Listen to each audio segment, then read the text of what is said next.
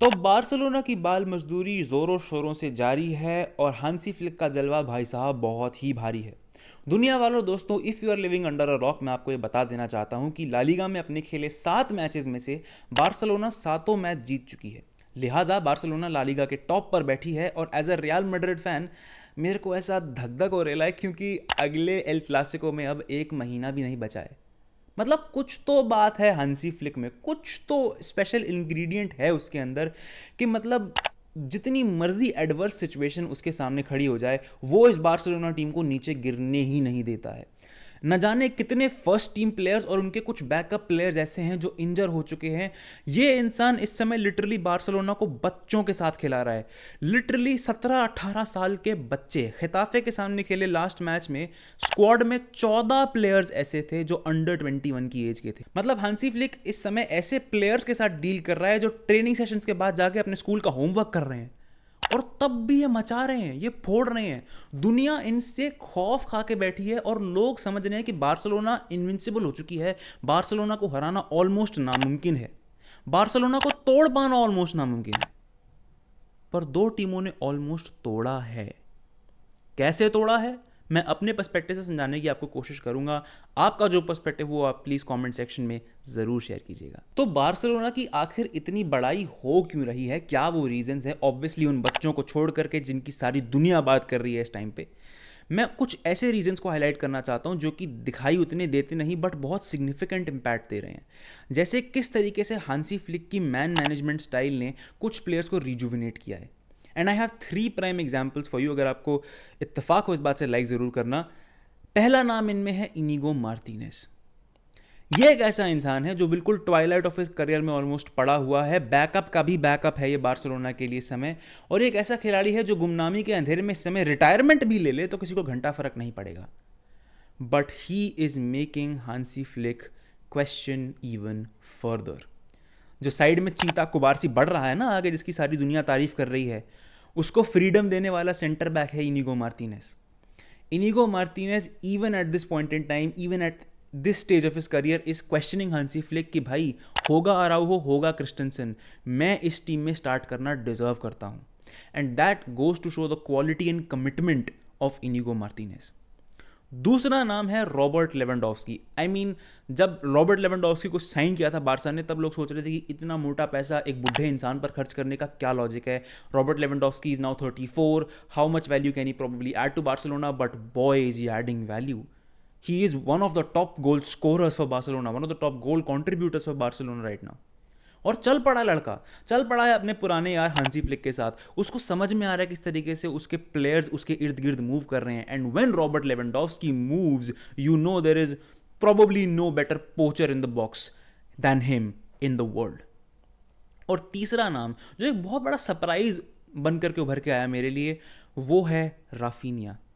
एक ऐसा प्लेयर है जिसे जब से बार्सिलोना ने साइन किया है, he has been clowned, he has been called names, he's been ridiculed in more ways than one.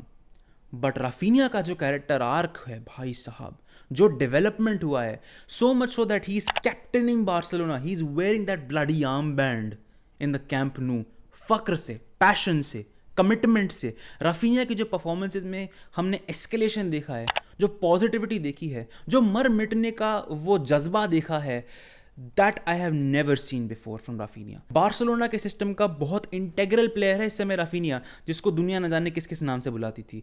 And I think the credit has to go to Raphinha the player and also Hansi Flick the man manager. लेकिन अगर सारी qualitative और तारीफ वाली बातचीत से हट करके ऑन पेपर हम बात करें कि बार्सिलोना में ऐसा क्या है, ऐसी क्या खूबियां on paper on the pitch वो लेकर के आ रहे हैं कि टीम्स उन्हें रोक नहीं पा रही हैं, ऑलमोस्ट अनस्टॉपेबल हो जा रही है बार्सिलोना, तो वो क्या है? तो बार्सिलोना जब भी खेलती है वो एक मूल मंत्र, एक गाइडिंग प्रिंसिपल के साथ खेलती है, और उस प्रिंसिपल को कहते हैं, how do I put this eloquently, चौड़। बार्सिलोना खेलती है फुल ऑन चौड़ से, फुल ऑन पाब्लो टोरे से। मैं मजाक भी नहीं कर रहा इस पॉइंट ऑफ टाइम पे। बार्सिलोना डज नॉट केयर कि सामने ऑपोजिशन कौन है, प्रेजेंट सिचुएशन क्या है, वो एक ही तरीके से खेलेंगे, चढ़ के। बार्सिलोना की अगर आप शेप देखें, जो ऑब्जर्व करें, ये स्पेशली लास्ट मैच की मैं आपको दिखाने की कोशिश करता हूँ, दोनों फुल बैक्स पूरी तरीके से वाइड कर दिए जाते हैं। दोनों को मतलब कहा जाता है कि भागो फ्लैंक्स पे, तुम फुल बैक हो ना, फुल पिच कवर करो। और दोनों चीते इंजन्स की तरह करते हैं कुंडे और बाल्दे। बहुत ज़्यादा भरोसा जता रखा है एंड राइटली सो, दोनों बहुत ज़बरदस्त तरीके से अपने रोल को निभाते हैं। लेकिन जब आप इतने वाइड अपने फुल बैक्स को रख रहे हो तो आपको इनसाइड स्पेसेस को कंट्रोल भी करना होता है eight the same time, because चाहे चेस हो या फुटबॉल, सेंटर कंट्रोल करना बहुत ज़रूरी है। और वो बार्सिलोना बहुत ही ज़्यादा बखूबी कर रही है, स्पेशली जब पेद्री और ऑल्मो साथ में होते थे तो बहुत ज़बरदस्त लिंकअप प्ले होता था और लेवेंडोस्की के लिए चांसेस बनते थे। साथ में जब लामीन यमाल बाहर से इन्वर्ट करता था तो और मतलब मैजिकल चीज़ें हो रही थी।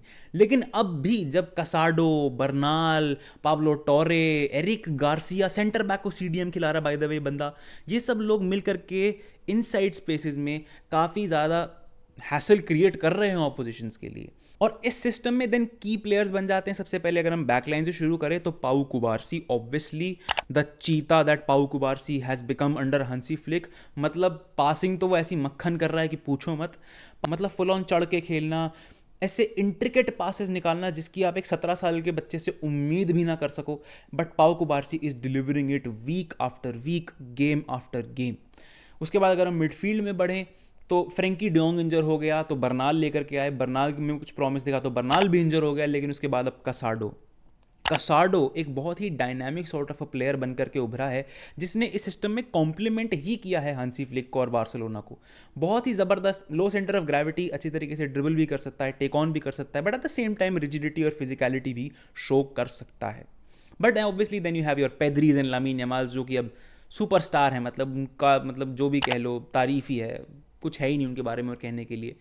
बट एक और जो इंटेग्रल प्लेयर, जैसा मैंने पहले भी बताया, जो है राफीनिया नंबर 10 खेलता है। राफीनिया इन्वर्ट करता है, बहुत ही इनसाइड स्पेस में खेलता है। अगर आप खिताफे में भी गेम में पोजीशन उसकी देखोगे तो काफ़ी इनसाइड खड़ा था राफीनिया एंड उसको ओवरलैप्स मिल रहे थे because Getafe was more centric towards Lamine Yamal और वो बहुत ज़्यादा शिफ्ट कर रहे थे।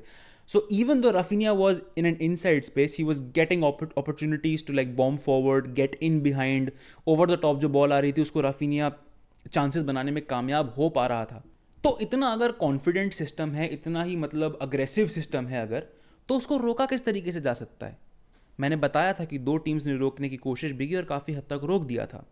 वो 2 टीम्स थी, पहली मोनाको जिसने चैंपियंस लीग में हराया बार्सिलोना को, और दूसरी टीम खिताफे जिसने बार्सिलोना को 1-0 पर ही रोके रखा, गिवन द फैक्ट कि बार्सिलोना 4-4 5-5 गोल मजे के लिए मार रही थी। अगर हम बात करें मोनाको वाले गेम की तो मोनाको बहुत ही सिस्टमैटिक तरीके से प्रेस कर रही थी।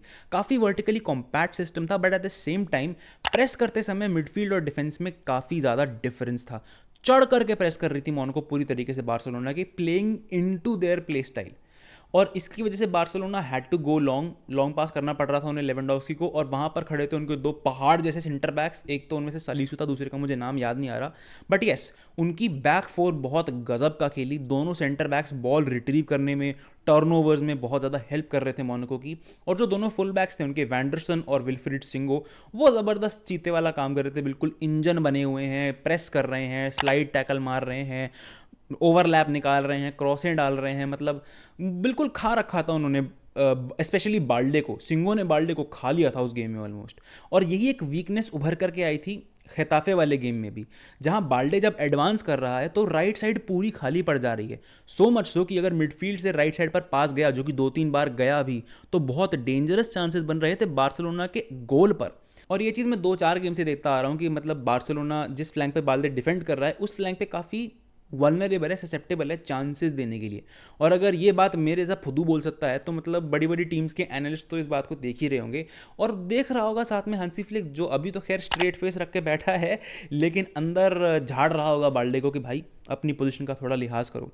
दूसरे फ्लैंक पर जो कुंडे को ऊपर चढ़ा रहे हैं, तो साथ साथ रिकवरी में मिडफील्ड साथ दे रही है अभी कुंडे का। जैसे हमने खिताफे वाले गेम में देखा, सब मिडफील्डर्स बैक ट्रैक कर रहे थे, काउंटर प्रेस कर रहे थे। जब भी बॉल लूज कर रहे थे बार्सिलोना तुरंत बॉल गेन कर रही थी, स्पेशली राइट हैंड फ्लैंक पे अपने, क्योंकि मिडफील्डर्स बहुत इन्वॉल्व होकर के तगड़े तरीके से प्रेस कर रहे थे।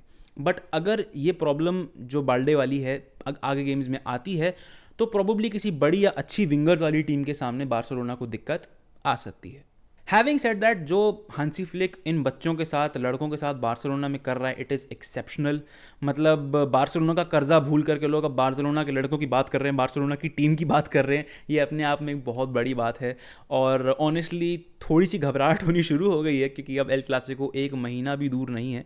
सो होपफुली बहुत तगड़ा मैच होगा। और अब क्योंकि रियल मैड्रिड भी धीरे धीरे फॉर्म पकड़ रही है, अलावेस के स्केयर को अगर हम हटा दें तो फॉर्म पकड़ रही है रियल मैड्रिड, तो एक बहुत कड़ाकेदार मैच होने की उम्मीद है।